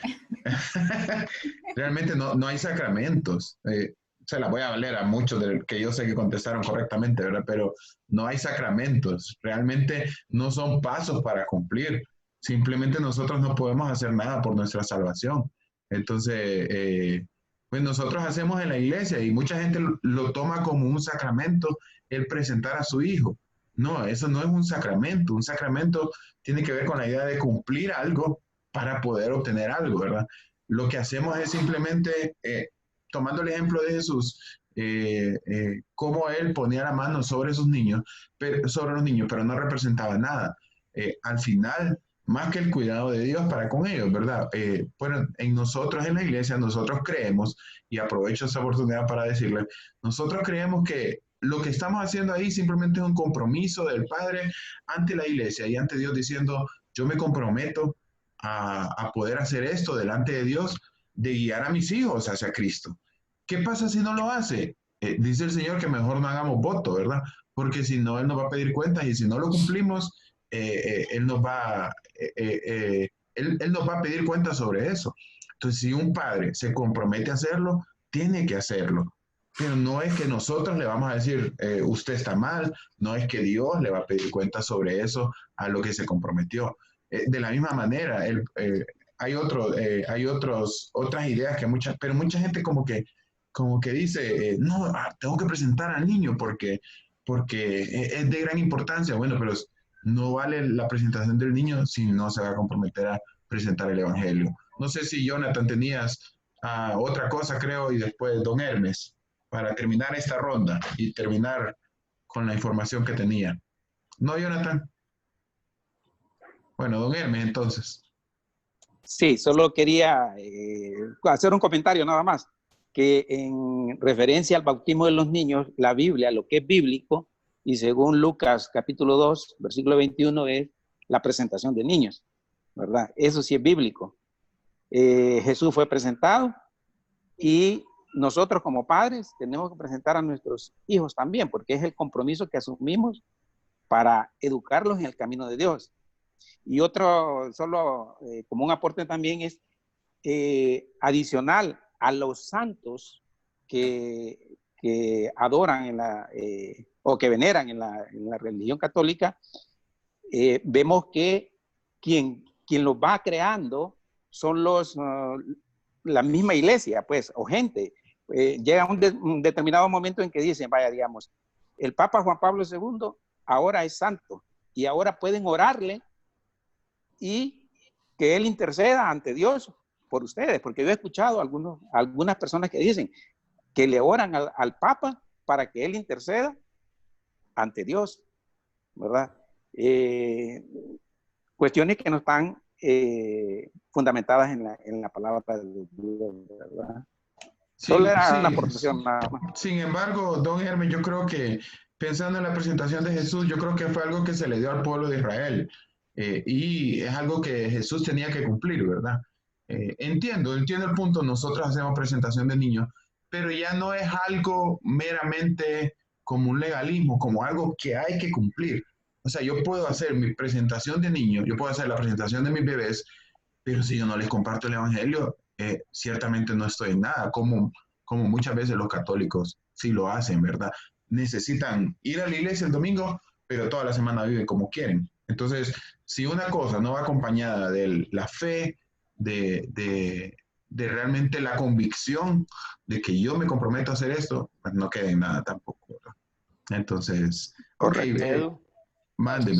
Solo un pequeñito aporte. Según lo que investigué de la Iglesia Católica, para ellos el bautismo sí borra el pecado original. O sea, aquí estamos hablando de que hay unos que creen que simplemente es una representación, de que el compromiso de los padres, puede ser que sí, pero para ellos, o sea, para la Iglesia, las autoridades, el bautismo por aspersión borra el pecado original. Y desde ahí sabemos que va mal la doctrina, pues. Sí, al final es por obras. Ok, vamos a pensar rápido, porque ya no me dejaron tiempo a mí. Voy a tratar de pensar en estos puntos. Vamos a ver.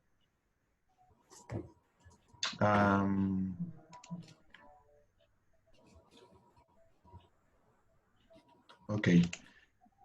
Vamos a hablar un poco del católico apostólico romano. ¿De dónde surge todo esto, verdad? ¿A dónde está la confusión? Este artículo lo saqué de, aquí lo pongo, una publicación en The Master Seminary. Este es un profesor de teología en este instituto. Mateo 16, 13, 18, la famosa frase, ¿verdad? Cuando Jesús le pregunta a sus discípulos, ¿quién dicen ustedes que soy? Y entonces ahí empieza la respuesta de Jesús, ¿verdad? ¿Quién dicen los hombres que es el Hijo del Hombre? Que el versículo 14 dice, ellos dijeron unos Juan el Bautista, otros Elías y otros Jeremías, algunos de los profetas, y les dice Jesús, ¿y vosotros quién dice que soy yo? Respondiendo Simón Pedro dijo, tú eres el Cristo, el Hijo del Dios viviente. Entonces le respondió Jesús, bienaventurado eres, Simón, hijo de Jonás, porque no te lo reveló carne ni sangre, sino mi Padre que está en los cielos.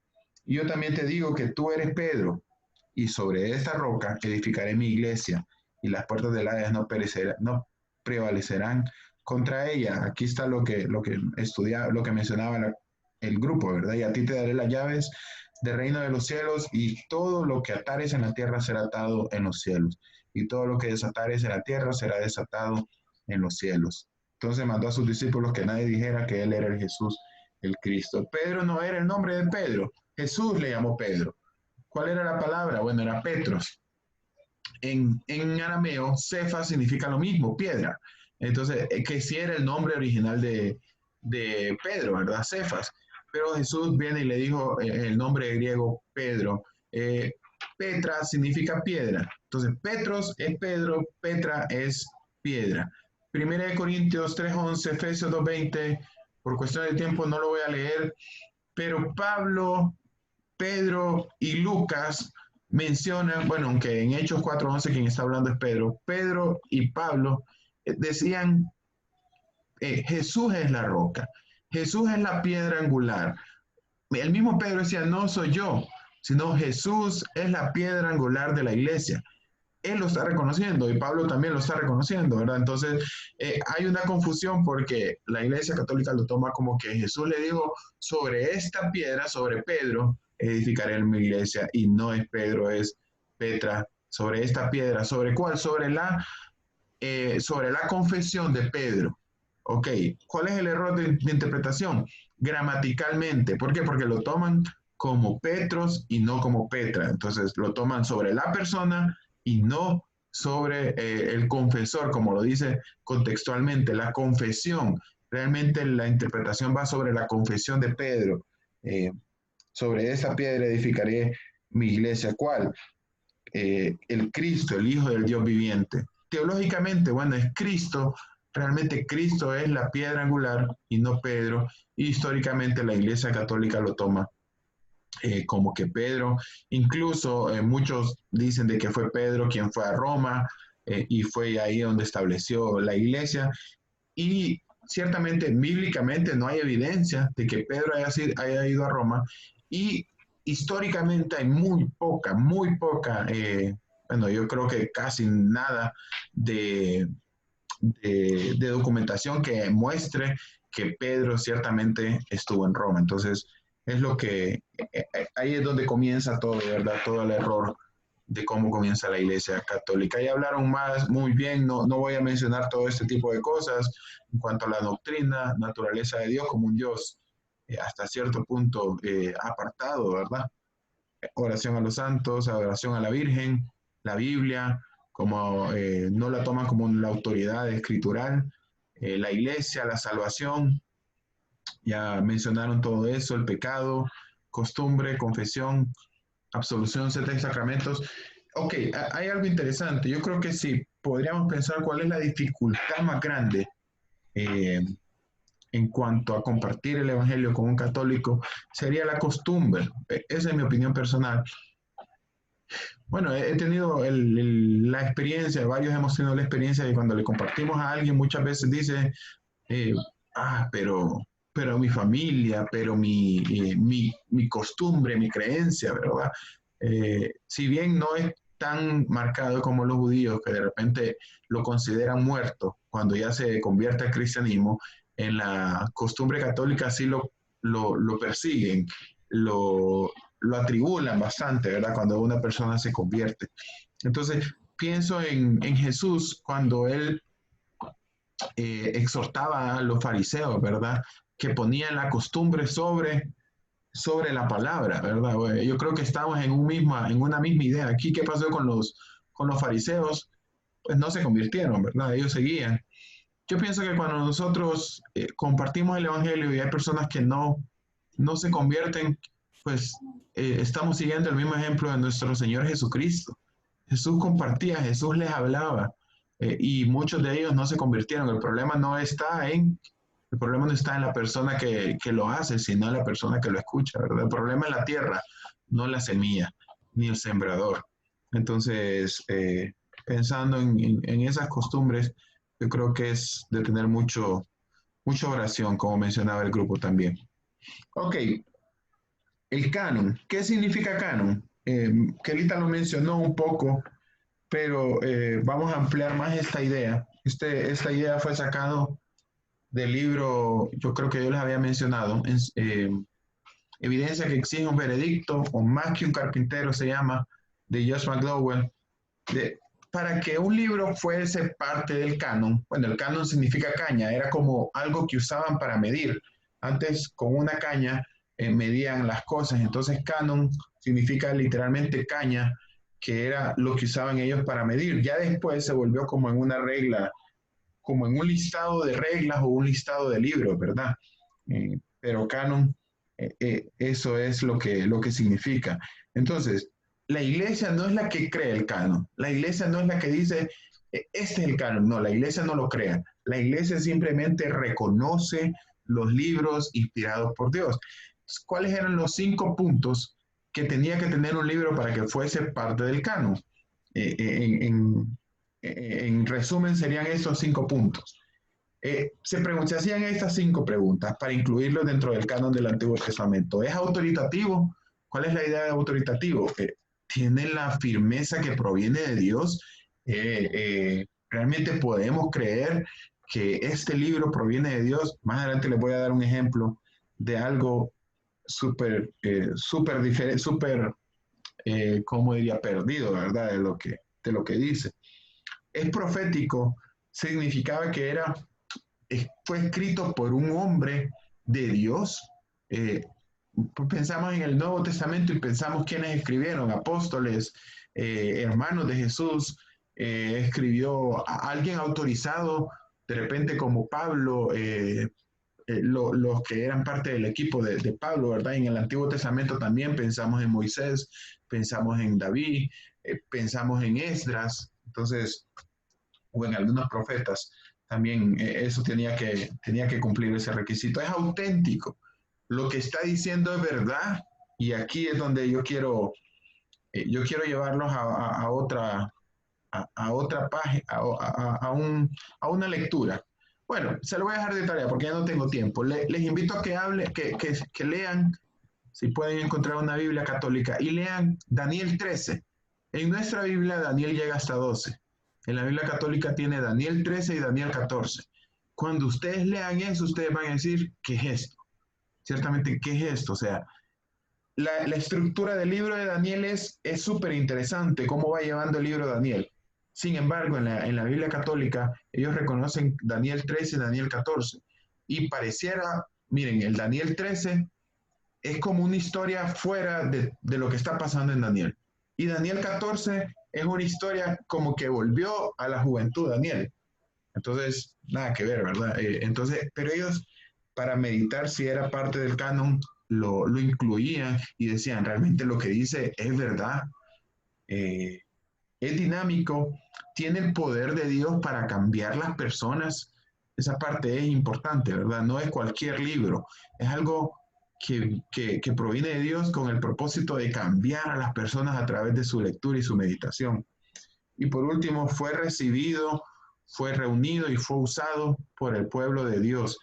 Esa parte es importante, ¿verdad? ¿Cómo surgió todo esto? Bueno, allá por el año 70 después de Cristo hubo la destrucción de Jerusalén y había muchas personas que decían que hubo como una destrucción de los libros del Señor. Entonces muchas personas decían, yo tengo algo que fue inspirado por Dios. Entonces tuvieron que hacer esto en el canon hebreo para poder determinar si estos libros podían ser parte de este canon. Ok. ¿Qué más? Puntos a considerar pensando en el Antiguo Testamento. Bueno, había que considerar el testimonio de Cristo. ¿Cristo habló de estos libros? ¿Cristo mencionó estos libros? ¿Qué mencionó Cristo? Cristo mencionó de la ley, mencionó de los salmos o los libros poéticos o sapenciales y los profetas. Entonces, Cristo mencionó, era una pregunta que se hacían también. ¿Cristo testificó de esto? Habían testimonios de escritores también en la historia. De repente es algo fuera de la Biblia, pero sí escritores que verdaderamente daban fe que era un libro que era parte o que provenía de Dios. Testimonio del Nuevo Testamento. En el Nuevo Testamento, prácticamente si nosotros no tuviésemos el Antiguo Testamento, a través del Nuevo Testamento podríamos construir hasta un 60, 70 casi % del Antiguo Testamento por las citas del Nuevo Testamento. Entonces esa parte es súper interesante también, súper importante. No tengo el dato exacto, pero por ahí es más o menos. Y también, ¿qué pasa con la literatura apócrifa? Bueno, apócrifa, ¿qué significa apócrifa? Significa escondida. Esa es la idea de apócrifo, como escondida, como no reconocida. No es algo malo, ¿verdad? Es simplemente la definición. Abundan en inexactitudes, anacronismos. ¿Alguien sabe lo que es un anacronismo? Sigue el canon. No, anacronismo tiene que ver con la idea de situar algo en un tiempo que no es correspondiente. Es como que cuando ustedes miran una pintura pónganle de los años 1800 y miran una persona con reloj, nada que ver, ¿verdad?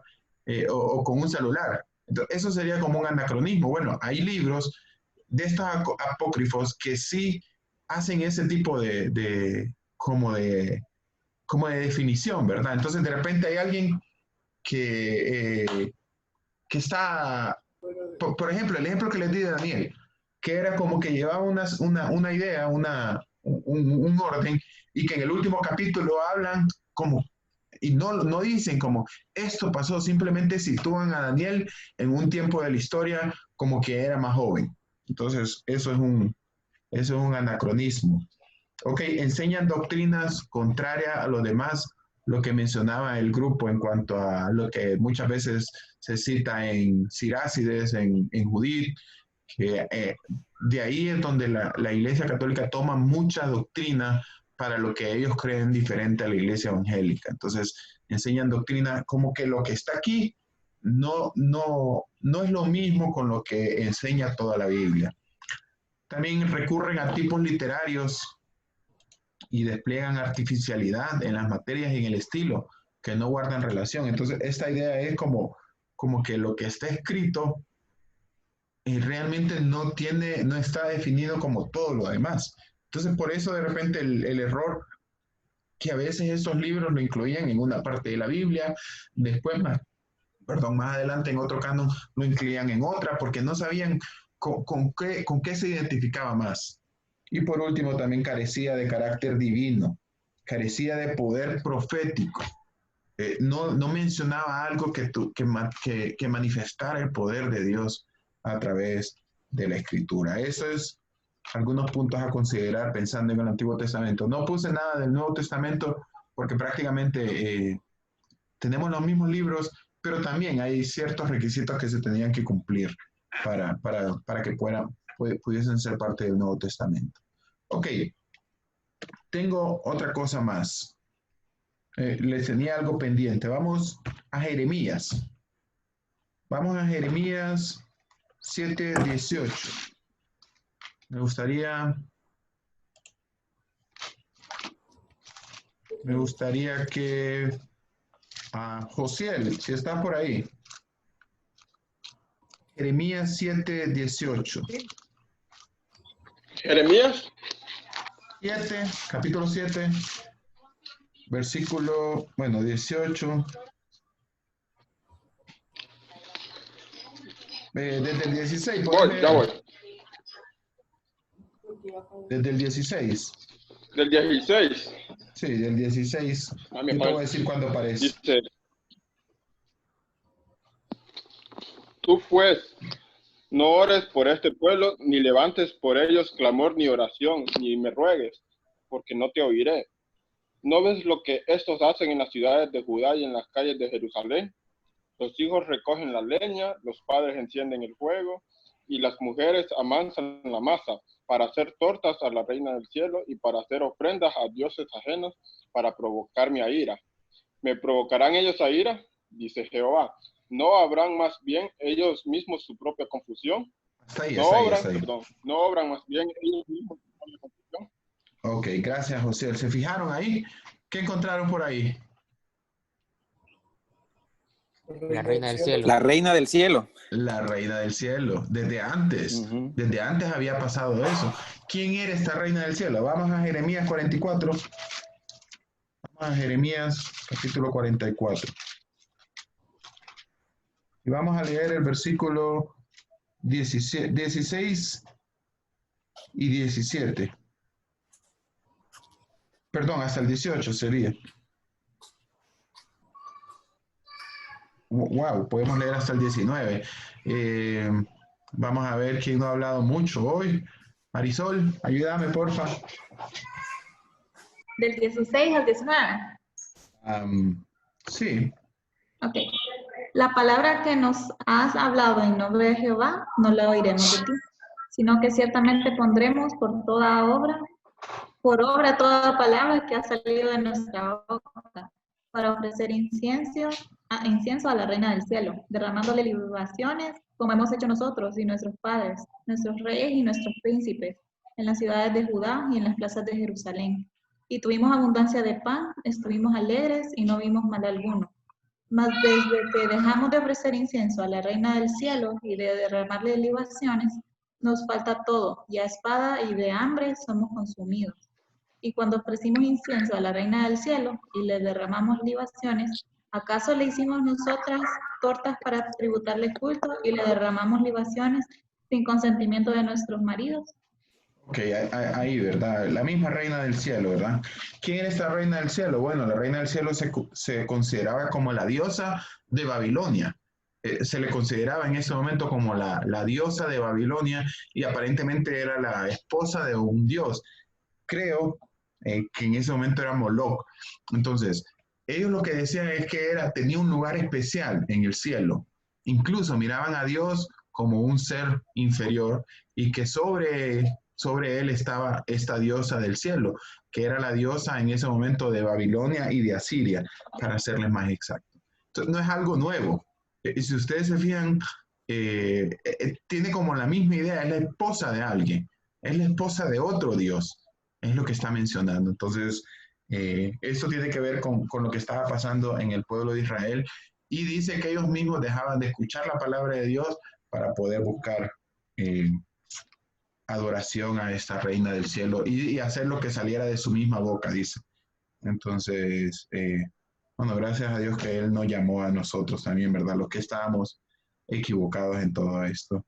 Ok, vamos a Lucas para terminar esta idea. Vamos a Lucas 11.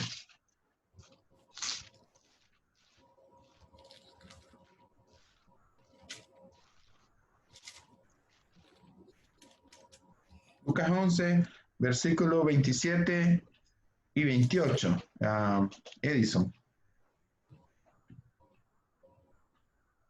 Me puedo sacar mi Biblia, que estaba con la católica.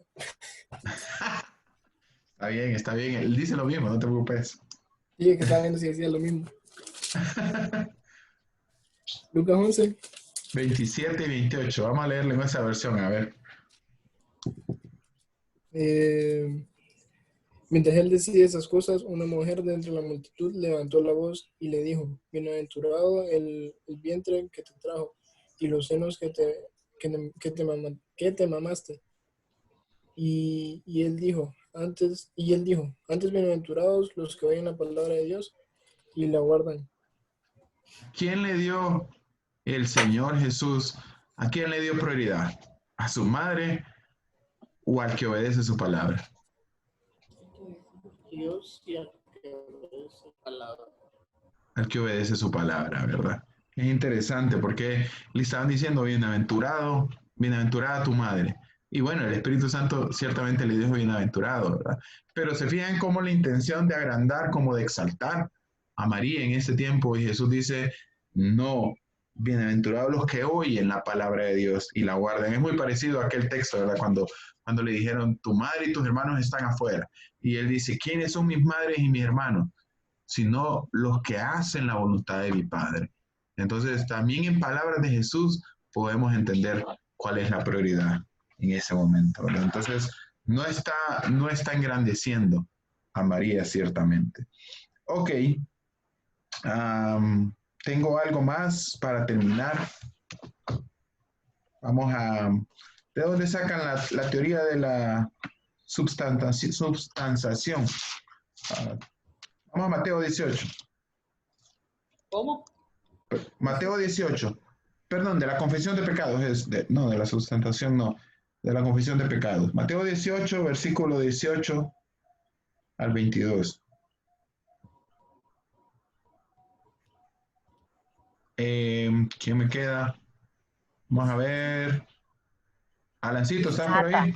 Nata, no lo hemos escuchado. No, Nata está enfermo, Nata, pobrecito. Lo voy a dar libre hoy. Alan, ¿está por ahí, Alan? Sí. Del 18 al 22.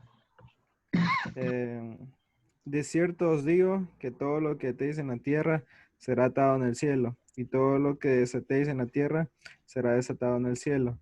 Otra vez os digo que si dos de vosotros se pusieren de acuerdo en la tierra acerca de cualquier cosa que pidieren, les será hecho por mi Padre que está en los cielos.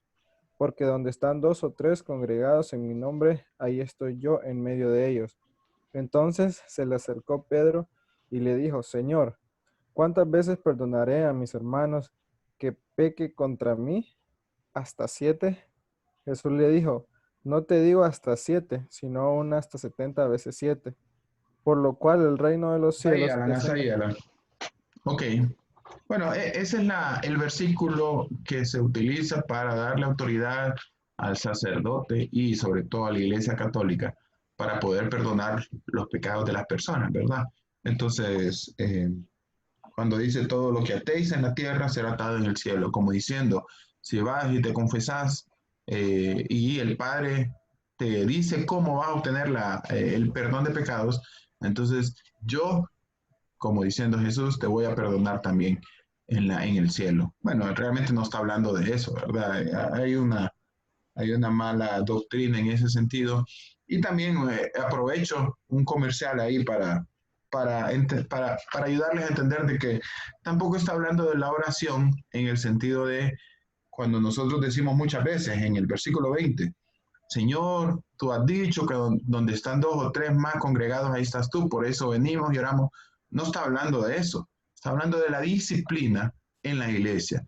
Si ustedes se fijan en el contexto, desde el versículo 15 está hablando de alguien que no se quiere arrepentir del pecado y que nosotros como iglesia debemos de ir y alcanzarle. Entonces vamos, le exhortamos, y si la persona no se quiere arrepentir, la iglesia como cuerpo de Cristo tiene autoridad para decir, no te querés arrepentir, te vamos a compartir el evangelio, y si no sos parte ciertamente del cuerpo del Señor. No tiene los privilegios, no vamos a estar en comunión con Él, no vamos a estar ayudándole en su crecimiento espiritual. Entonces a eso se está refiriendo, y cuando dice ahí, porque donde están 2 o 3 congregados, a eso se está refiriendo, que donde nosotros decidimos no darle el acuerpamiento como iglesia, pues no se lo vamos a dar si alguien no se arrepiente. Mucho cuidado ahí, y no voy a entrar en ese tema porque de repente necesitamos otra hora. Ya son las 12:04, entonces no creo que nos ajuste el día para poder estar hablando de ese tema. Pero si tienen preguntas, pueden hacérmela de manera personal. Ok, esta es la idea. No sé si hay alguna otra duda en cuanto a otro tema, de manera breve, que alguien quiera participar o que quiera compartir. Solo una dudita. ¿Tenés algún versículo? Tal vez no lo miramos, pero solo para el que lo mencioné, de si tienen algún versículo bíblico para la transubstanciación. ¿Cómo es? Se me enreda la lengua. Transubstanciación. Sí. Bueno, cuando Jesús hablaba acerca de que yo soy el pan de vida, ¿verdad? El que come de esta carne, el que come de este cuerpo. Entonces, cuando ellos lo toman literal, cuando ellos hablan de eso, ellos lo toman literal. Cuando Jesús partió la cena, el día antes de que iba a morir, entonces también ellos lo toman literal. Esos serían los pasajes que ellos toman como literal para pensar en esa idea de la substanciación. Creo que así se dice. Pero no sería como una cena incompleta, porque solo lo dan en la hostia, solo dan el pan, no dan el vino. Por eso ellos lo hacen todos los días. Por eso ellos lo hacen todos los días. A veces mojan la hostia en el vino, ¿verdad? En la copa de vino, así, como una pequeña sumersión, y luego se la dan en la boca a la persona. Yo no sabía, bueno, no sé qué tan cierto, porque en el libro sale, o no sé dónde fue que leí esto, que en las misas es que se hace esto, ¿verdad? Como sacrificios. Y yo no sabía que las misas eran como para poder sacrificio, y así como entre más misas haces, sos como salvo, ¿verdad? Es que es parte de tus... nuevamente, se me fue aquella palabra, ¿cómo se llama? Sacramentos. Sacramento, gracias. Es parte de los sacramentos que tenés que cumplir. Ir a misa es un sacramento. Entonces no es una evidencia de que vos sos creyente, es un requisito para ser creyente. Obviamente, entre más vas a misas, más estás cumpliendo tu labor o más estás cumpliendo los sacramentos. Entonces es parte de los sacramentos la idea de ir a misa. Ok. ¿Alguien más? ¿O ya tienen hambre? Les mando el examen. Les mando el examen. Tienen hasta las 12:15. Mentira. Hasta las 12. Ok, revisen bien las respuestas. He estado contestando ahí. Poco a poco voy contestando. Ténganme paciencia, por favor. Pero he estado contestando un poco los exámenes que me mandan y les he estado devolviendo con algunas observaciones o simplemente con unas palabras de ánimo. Así que en este momento les mando, tienen hasta las 2 de la tarde. Gracias. Vaya, gracias. Gracias. Ok, la otra semana toca, ¿qué toca la otra semana? Liberalismo. Liberalismo, ok. No, espiritismo.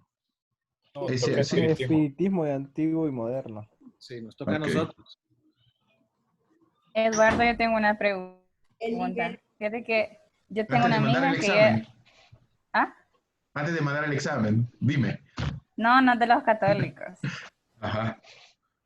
Es que yo tengo una amiga que ella es de una secta, pero no es de ninguna de las que vamos a ver. Tal vez cabe dentro de las que vimos, ¿verdad? Ellos son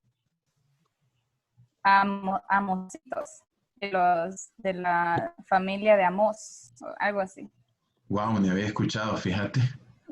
Sí, yo me puse a investigar, pero es cierto, existe y es algo mundial, nació creo que como en República Dominicana o en Costa Rica, creo. Ok, hagamos una cosa. ¿A quién le toca multiplicación de sectas y religiones? ¿Se acuerda alguien? Ok, yo lo voy a ver. Ahí lo vamos a incluir. Ahí lo vamos a incluir y vamos a tomarnos el tiempo de hablar de otra. Por ejemplo, el budismo no está aquí. Puedo invitar a Hiroshi que comparta un poco. Incluidos.